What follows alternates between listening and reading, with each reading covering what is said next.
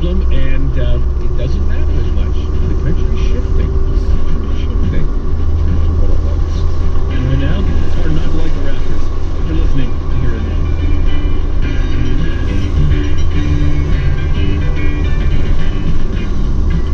Thank you for listening to 90.9 WHYY, your NPR member station.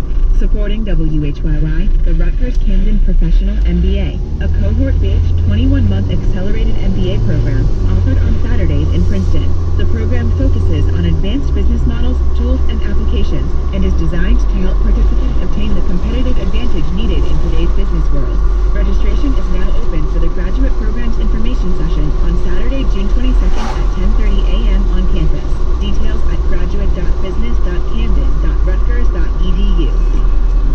Still to come in this half hour of Here and Now, Peter sits down with Bill Gates, co-founder of Microsoft, who's a philanthropist with the Bill and Melinda Gates Foundation. Looking good for the shore this weekend. Sunny and breezy Saturday, partly sunny Sunday with a slight chance of showers in the afternoon.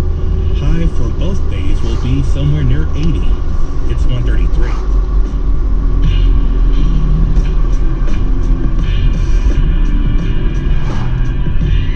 Supporting WHYY, the Philadelphia Orchestra. This week, music director Yannick Nézet-Séguin welcomes Richard Woodhams, principal oboe from 1977 until his retirement last season. Mr. Woodhams performs Mozart's Sinfonia Concertante, and Rachmaninoff's Symphony No. 1 receives an encore performance. For your tickets, 215-893-1999 or online at philorc.org. 2 performances only, this Saturday and Sunday in the Kimmel Center. Funding for Here and Now comes from the listeners of WBUR Boston and your NPR station. From Babbel, an interactive language program that teaches travel, business, and casual conversation skills in a new language, including French. Available in the App Store or online at Babbel, BABBEL.com. And WBUR, presenting the storytelling podcast for kids, Circle Around. Thoughtfully selected folk tales from around the world, adapted for today's families. That's Circle Around, available on Apple Podcasts. From NPR and WBUR, I'm Lisa Mullins. It's Here and Now. It's been a bustling season for retailers in the U.S. The Commerce Department today reported strong gains in sales in May, and this morning's report also revised the March and April numbers upward. That's a good sign for the economy, but experts say there are clouds gathering on the horizon. Mike Regan is senior editor at Bloomberg News. Hi, Mike. So tell us about the retail numbers. What is driving Americans to shop more this spring? Well, you know, that consumer element of the economy, which is unemployment, it's just that we need to pick a year like that.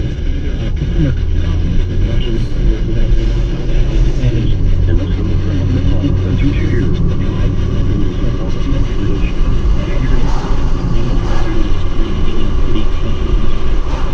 compared to this time last year.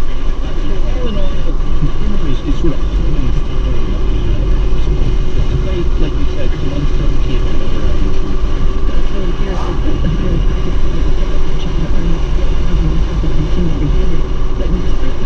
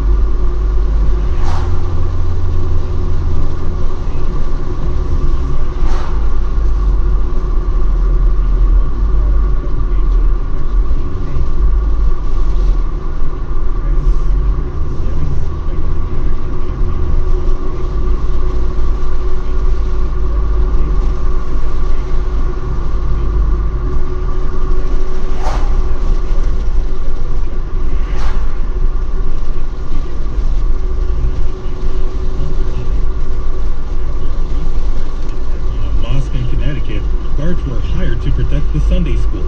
The students at the school aren't just learning about Islam, but also about how to defend their faith from misconceptions. Hear that story in about 13 minutes as Here and Now continues on WHYY.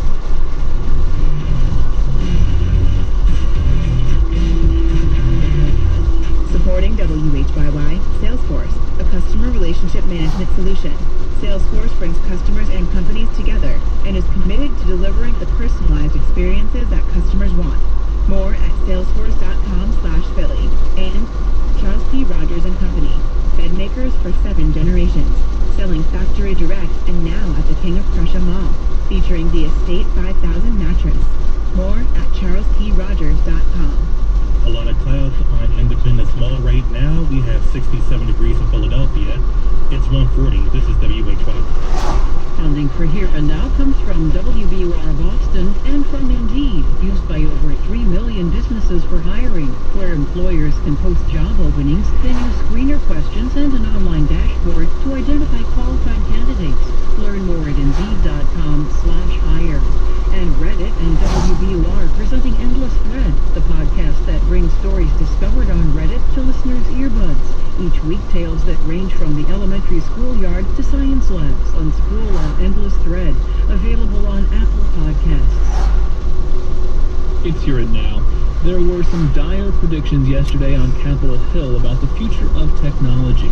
Former FBI Special Agent Clint Watts went before the House Intelligence Committee to explain the risk of deep fakes or doctored videos on the internet that appear to be real.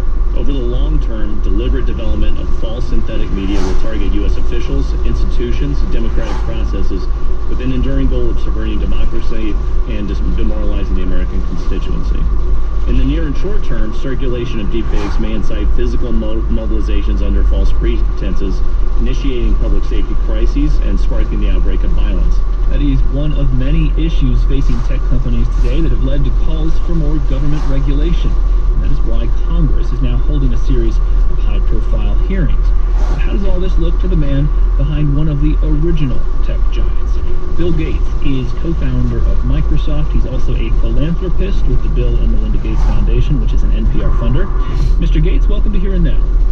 Thank you. Now let's start with the hearings on Capitol Hill this week, looking into the power of tech giants like Google, Facebook, and Amazon.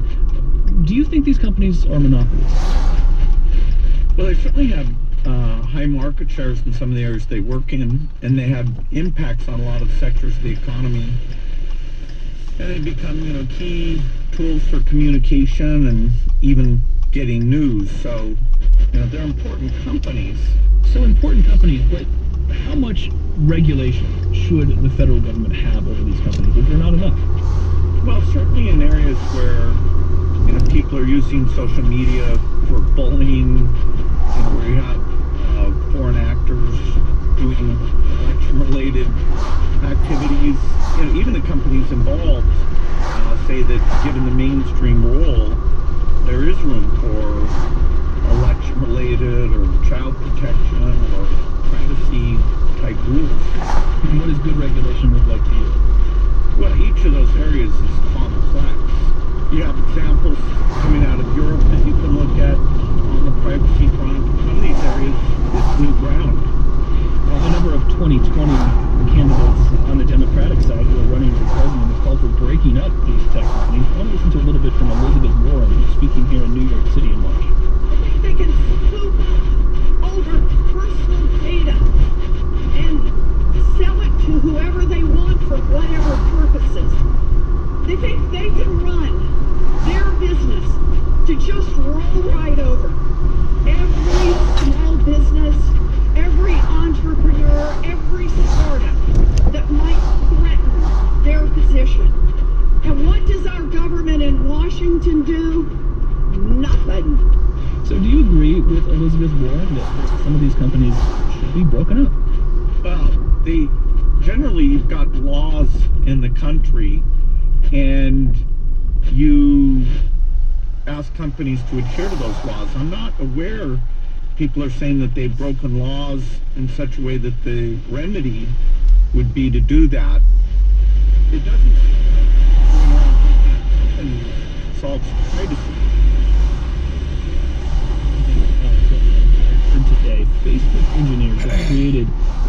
artificial intelligence system that clones the voices of famous people, including you. So I want to play this recording of the Bill Gates AI impersonator. He's reading a phrase that says, "A cramp is no small danger on a swim." It's a phrase, as you probably know, that engineers use to test AI programs. So let's listen to that. A cramp is no small danger on a swim. Okay, so there it is. Bill Gates, what do you think about that? Pretty good. Yeah, no, there's no doubt that technology can synthesize speech now, and you have to think, where is that helpful and where is it inappropriate? Right, what do you think? Are you concerned with the direction that some technology is taking? I mean, is something that, like what we just heard, a risk that worries you? If it's used in the wrong way, certainly the distrust in news media has got to be a concern for everyone, and this so-called deep fake capability could make that worse. These are these fake videos, deep fake, they're called, referring to there. Yeah, either video or audio, yes. Listen, I want to ask you about another issue that I know is very important to you. You're headed to Capitol Hill later this month to talk to lawmakers about the Trump administration's proposed cuts to the State Department. What is your concern, and have you spoken to the president about this? Well, I think the United States should be incredibly proud how on a bipartisan basis the support for health aid, including PEPFAR, which went after HIV, and Global Fund, they've kept over 10 million people alive that would be dead today. They've allowed these African countries a chance to get their health systems organized to make it less likely that epidemics start in those countries. And so I think, given the strength of the economy, I think the U.S. should at least maintain, if not increase, these budget items. I think that Congress will override the proposed budget cut, but I'm going there to talk about this because I get to see this work in the field. I get to see that the money is very well spent, and so I think it'd be a tragedy if there were cuts.